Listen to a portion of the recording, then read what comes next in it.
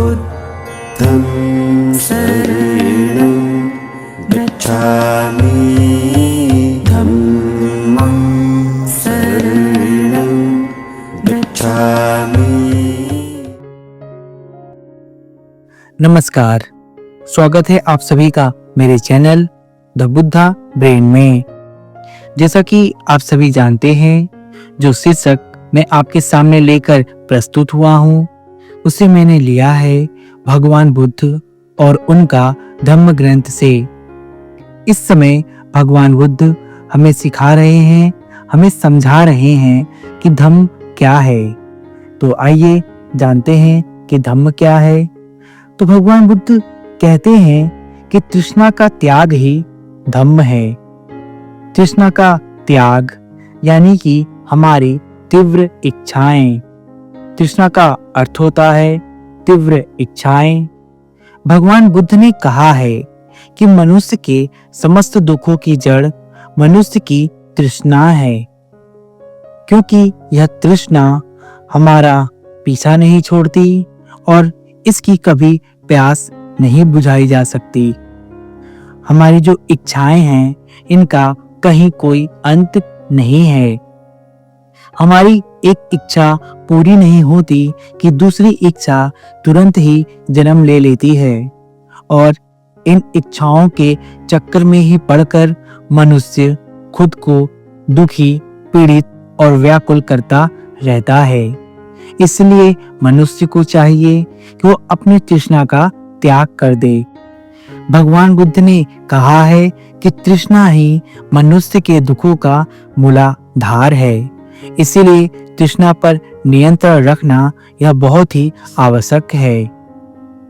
धम्म पद में भगवान बुद्ध ने कहा है, आरोग्य से बढ़कर लाभ नहीं है, संतोष से बढ़कर धन नहीं है।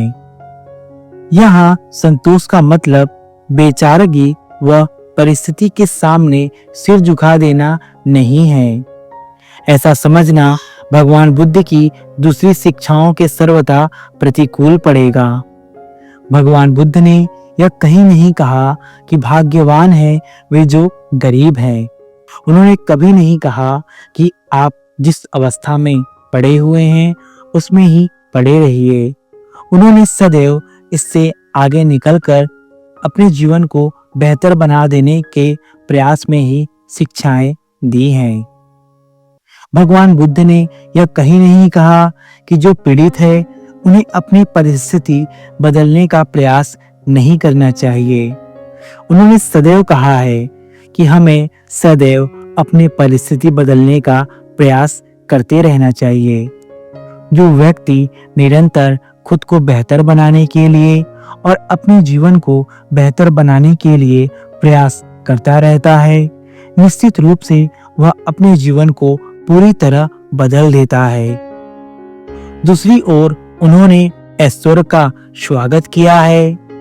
अपनी परिस्थिति की ओर से उपेक्षावान पड़े पड़े कष्ट सहते रहने के उपदेश के स्थान पर उन्होंने वीर्य उत्साहपूर्वक परिस्थिति को बदलने का प्रयास करने का उद्देश्य दिया है। भगवान बुद्ध ने कभी भी दरिद्रता और गरीबी का समर्थन नहीं किया है। इसीलिए भगवान बुद्ध अपने उपदेशों में कहते हैं कि प्रत्येक मनुष्य को उत्साहपूर्वक होकर अपनी परिस्थिति को सदैव बदलने का प्रयास करते रहना चाहिए। जब भगवान बुद्ध ने यह कहा कि संतोष सबसे बड़ा धन है, तो उनके कहने का अभिप्राय यही था कि आदमी को लोभ वशीभूत नहीं होना चाहिए, जिसकी कहीं कोई सीमा नहीं है। ऐसा हम भी अपने आम जीवन में तो देखते ही हैं और खुद यह अनुभव करते हैं कि जो लोभ होता है इसका कहीं कोई अंत नहीं है, इसकी ना ही कहीं कोई सीमा है। आपने देखा होगा कि लोभी व्यक्ति अत्यधिक पीड़ित और परेशान ही रहता है, क्योंकि उसकी लोभ की सीमा नहीं होती। इसीलिए भगवान बुद्ध कहते हैं कि अपने लोभ को भी नियंत्रित करना परमा आवश्यक है। क्योंकि लोभ के वशीभूत होकर भी मनुष्य दुख भोगता रहता है। जैसा कि भिक्षु रष्टपाल ने कहा है, मैं धनियों को देखता हूँ जो मूर्खतावश अधिक से अधिक इकट्ठा करते ही चले जाते हैं, उसमें से कभी भी किसी को कुछ नहीं देते हैं। उनकी तृष्णा रूपी प्यास बुझती ही नहीं है। मैं राजाओं को देखता हूँ जिनका राज्य समुद्र तक पहुंच गया है, किंतु अब वह समुद्र पार साम्राज्य के लिए दुखी हैं, अभी भी तृष्णार्त हैं। राजा प्रजा सभी संसार से गुजर जाते हैं, उनका अभाव बना ही रहता है। वे शरीर त्याग देते हैं, किंतु इस पृथ्वी पर उनकी काम भोग की इच्छा की तृप्ति कभी नहीं होती है। बात तो बिल्कुल सही है। मनुष्य तृष्णा के पीछे निरंतर भागता रहता है, लेकिन मनुष्य की यह जो तृष्णा है, यह इच्छा है, ये कभी भी पूरी नहीं होती है। चाहे कोई दरिद्र हो, चाहे कोई राजा हो, सबकी अपनी अपनी तृष्णाएं यानी कि इच्छाएं हैं। गरीब कुछ पाना चाहता है और राजा कुछ पाना चाहता है। इस तरह जो अमीर हैं और जो गरीब या दरिद्र हैं, दोनों इच्छा और लोभ के वशीभूत होकर निरंतर दुख भोगते ही रहते हैं। इसीलिए प्रत्येक मनुष्य को चाहिए कि यदि वे शांति और आनंदमय जीवन जीना चाहता है, तो अपने तृष्णा और अपने लोभ को नियंत्रण में रखे। महानिदान सूत्र में भगवान बुद्ध ने आनंद को, लोभ को अपने वश में रखने के लिए कहा है। तथागत का वचन है, इस प्रकार आनंद लाभ की इच्छा में से तृष्णा पैदा होती है।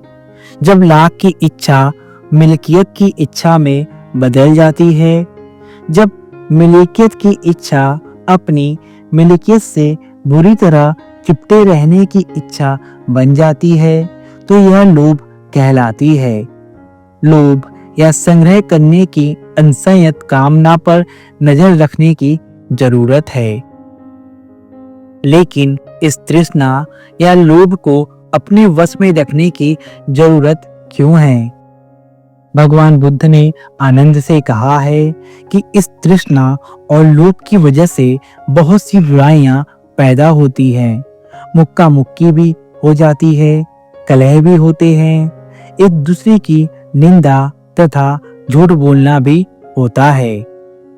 हम देखते हैं कि जहां भी तृष्णा है, जहां भी लोभ है, वहां कलह जरूर होता है, क्योंकि जहां लोभ है वहां इंसान संतुष्ट नहीं है। उसे हमेशा यह आस होती है कि मुझे और चाहिए। उसकी प्यास तृष्णा से कभी नहीं बुझती और लोभ के वशीभूत होकर वह निरंतर दुख भोगता रहता है। हमने देखा है कि लोभ की वजह से ही परिवार, दोस्त और संबंधियों में विवाद होते रहते हैं। बहुत सारी बुराइयां पैदा हो जाती हैं और झूठ और गलत आचरण का व्यवहार भी करना होता है। और ये सब होता ही इसलिए है कि मनुष्य लोभ के वशीभूत होता है, मनुष्य इच्छाओं के वशीभूत होता है। जहां लोभी तृष्णा नहीं होती, वहां दुख नहीं होता। इसमें कोई संदेह नहीं कि वर्ग संघर्ष का यह सही विश्लेषण है। इसीलिए भगवान बुद्ध ने तृष्णा और लोभ को अपने वश में रखने के लिए कहा है।